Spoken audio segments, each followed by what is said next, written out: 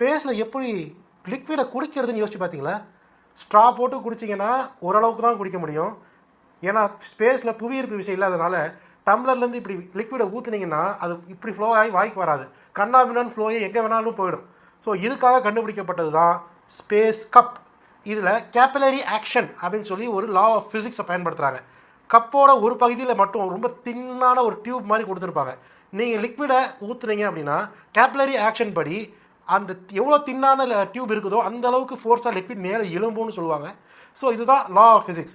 So ஆஸ்ட்ரானாட்ஸ் என்ன பண்ணுவாங்க அப்படின்னா அந்த தின்னான டியூப் இருக்கிற லேயரில் அது சின்னதாக அப்படின்னு ஒரு உறிஞ்சல் ஃபோர்ஸ், அந்த சக்கிங் ஃபோர்ஸை கொடுத்தாங்கனாலே லிக்விட் ஆட்டோமேட்டிக்காக கப்பில் இருந்து ஃபுல்லாக ஃப்ளோ ஆரம்பிச்சிடும். ஸோ நிம்மதியாக விண்வெளியிலே காஃபி, டீ, எந்த லிக்விடை வேணாலும் என்ஜாய் பண்ணுவாங்க. ஸோ இது ஒரு சூப்பரான டிசைன். மேலும் இந்த மாதிரி இன்ட்ரெஸ்டிங்கான விஷயங்களை பார்த்துக்கிறதுக்கும் தெரிஞ்சுக்கிறதுக்கும் மறக்காமல்